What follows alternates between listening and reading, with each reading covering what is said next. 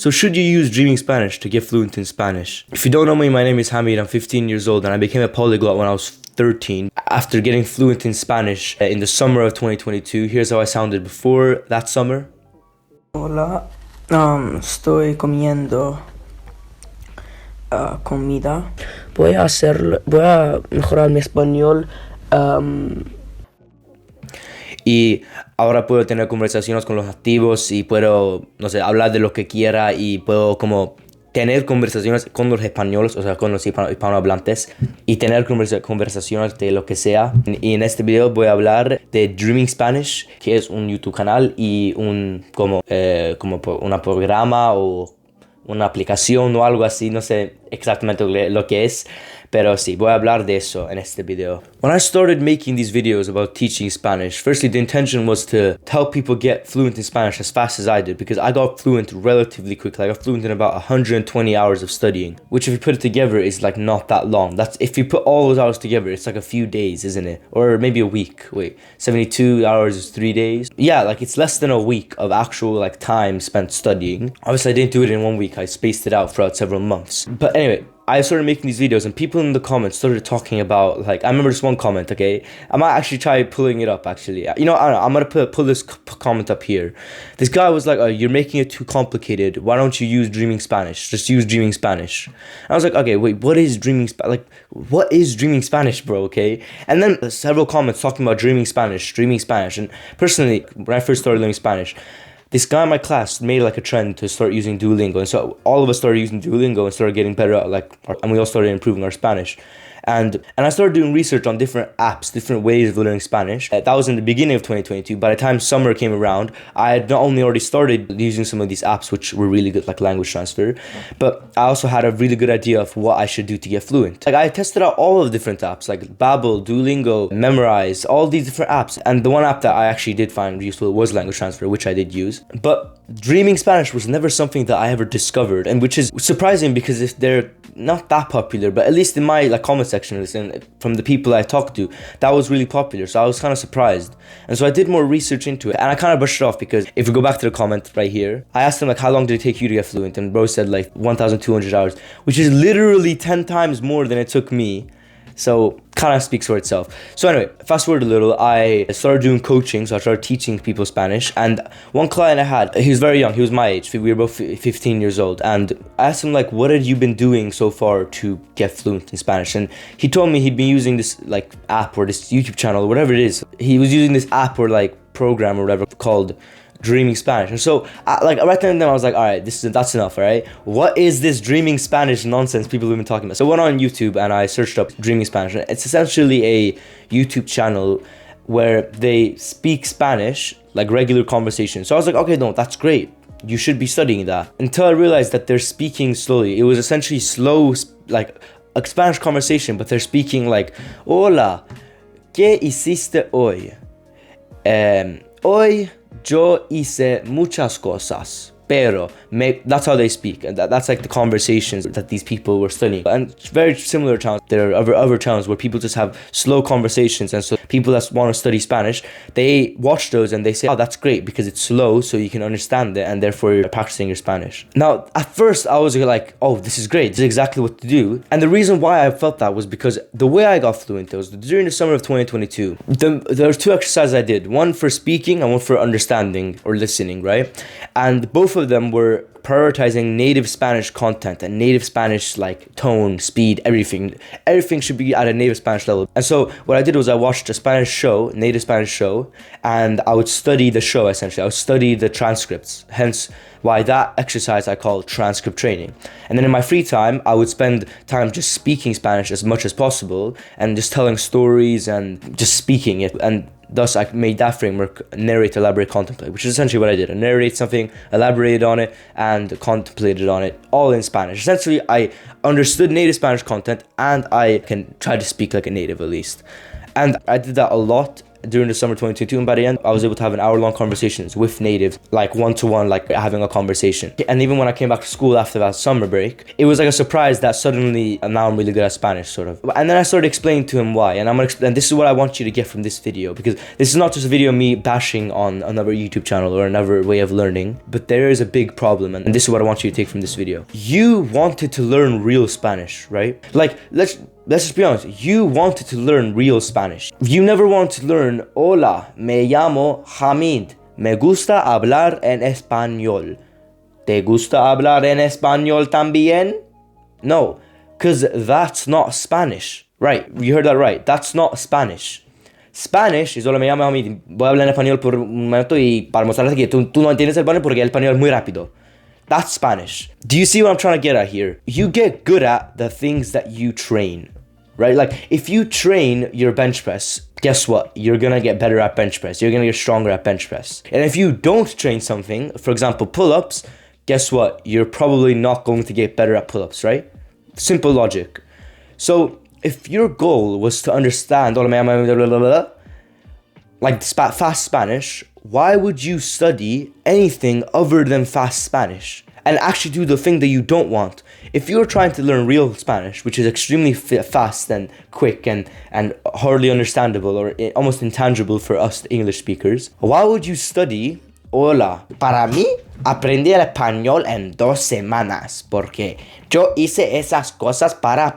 You don't care about that. You don't care about understanding that because like even the people that just start from the bottom, they can understand that. That's not Spanish. Like, you wanted to understand, hola, me llamo Hamid, ¿qué hiciste hoy? Ah, sí. Y ¿sabe que ayer yo fui para España? Y en España había una chica que estaba muy buena, te voy a decir la verdad. Era tan... Anyways, you wanted to learn real Spanish. Spanish is not hola, me llamo Hamid, me gusta hablar. That's not Spanish, right? You never wanted to learn that. So if you never wanted to learn that or get good at that, why would you practice that, right? The only reason people say that is because they think that there's a correlation between that and real Spanish, and there definitely is because it's the same words being used, right? However, if you want to learn fast Spanish, you wouldn't study slow Spanish, would you? And people say, oh no, you want to climb the ladder up.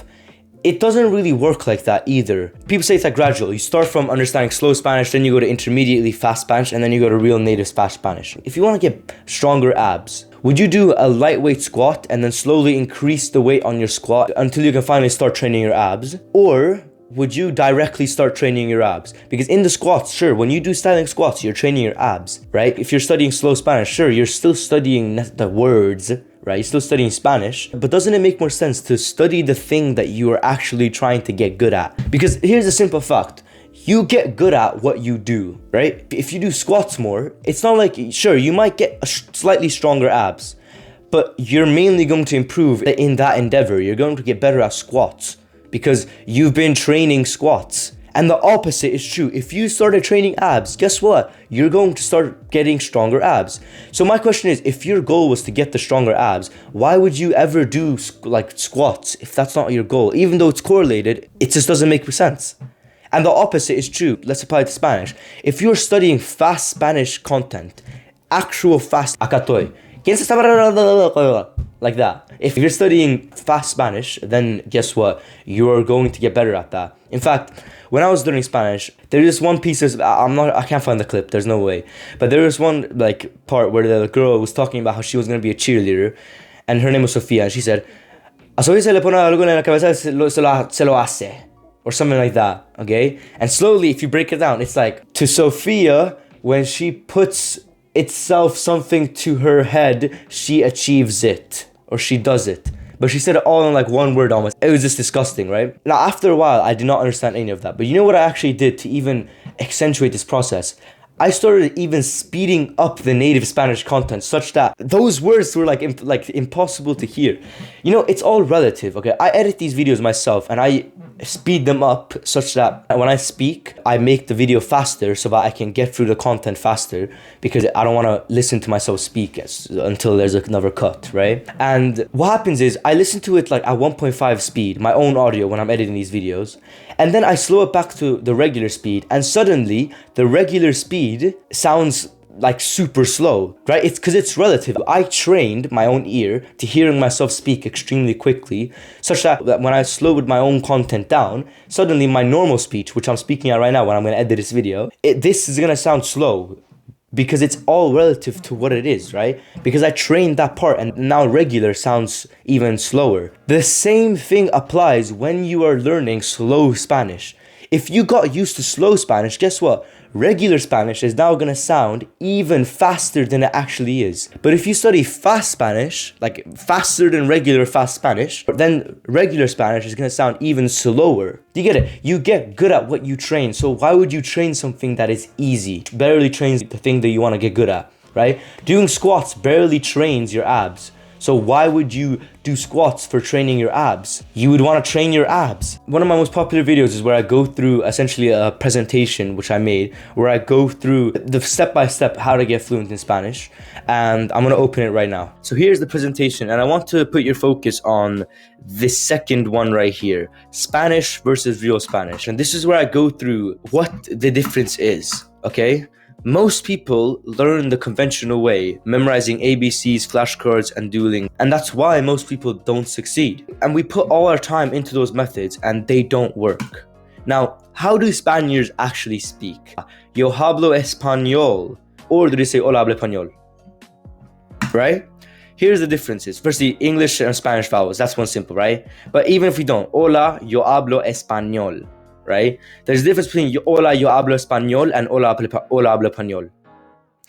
The main one is way slower and one is way faster. There's a difference between the Spanish that you and me have been learning, the dreaming Spanish, the Duolingo, all of that. Those are incorrect because no Spanish speaker actually says that. Real Spanish is spoken so much differently than written Spanish, or even, the point of this video, dreaming Spanish. Because no one in actual Spanish actually, for example, clarifies yo. It's a clarification. You don't have to do it. Kind of like I am speaking right now. No one actually says I am like that much. They say I'm speaking right now, right? So if you want to have fluent conversations in Spanish, we need to speak and understand the Spanish accent. And the Spanish accent also includes the speed, because Spanish people, native Spanish content, the goal of native Spanish content is to speed up the speech. It's to speak as fast as possible. So it makes no sense to study slow and articulated Spanish. Imagine this, if you were learning English, you're a Spanish speaker trying to learn English. If you're trying to learn English, right? Would you watch a video where the English speaker says, hello, my name is Hamid, and in this video, I am going to be speaking about how dreaming Spanish is absolute BS. No, you would rather watch a video where the person is speaking kind of like I'm speaking right now. We speak in our everyday language like this. We speak extremely quickly. We contract different words. We speak in a way that is native Spanish speakers will hear this and be like, oh, what the hell are you saying? He's speaking so quick. The point being, it's the same for us. And so why would you study something that you are not going to use? Because you never wanted to learn slow Spanish. You wanted to learn fast Spanish, right? It's the most simple concept ever, but people need to hear this, honestly. And it all goes back to how you learned your native language. Think about it. How did you learn your native language? Were your parents, all of the time, when you were listening to your parents speak, were they all of the time, when they spoke with each other, were they speaking, hello, how are you doing? Oh, can you go fill up the gas? Can you go do the grocery? No one was speaking like that. Your parents were speaking like how they always speak, natively. And you heard that, and that's what you learned. So you adopted that same speed and accent, and now all of a sudden you're fluent, right? You know how I learned English, by the way? I just watched more English native content, and that's how I improved my English. Just that English is my best language. Even though I speak 4 languages, English is my best language. Damn, my voice cracks a lot. Okay, so you spoke like your parents, and you listened to your parents. So if that's how we learned our native language, by listening and imitating natives, then why are we trying to learn Spanish with flashcards and ABCs and dreaming Spanish and disabled methods? We want to get fluent in real world Spanish. Not the Spanish that we've been taught in school and with Duolingo and with dreaming Spanish or whatever other method. You're trying to understand natives when they speak. So why would you do anything else other than study natives when they speak? Right? And so this is not a hate video against dreaming Spanish. They probably helped a few people, and they do have videos where they actually do speak like natives. So those are definitely useful, especially if the transcripts are written by themselves. Then you can definitely use that actually. And that actually goes into the rest of this presentation, where I go through fluency equation and then the concepts behind getting fluent, aka the learn sir ladders. And transcript training is actually what Dreaming Spanish does provide, except it doesn't do it at a native level, which means you're not studying what you want to learn, and that's the issue. However, if there are videos where they are speaking natively, then perfect, that is something that you can use. And if you want to watch the rest of this presentation, I have 2 videos. It's one of my most popular. I can actually link them in the description. Yeah, I'll link them in the description actually, yeah, where you can watch the rest of this presentation. So it's broken up into 2 videos because the presentation was very long. So yeah, I'll link those videos in the description. They're one of my most popular. You can actually just look at my most popular videos and then you can just watch those. And yeah, if you're interested in coaching from me and getting fluent in Spanish using these methods that I talk about, then just check the description and you can add me on Discord there. And I hope this video helped you, bro, and stay humble.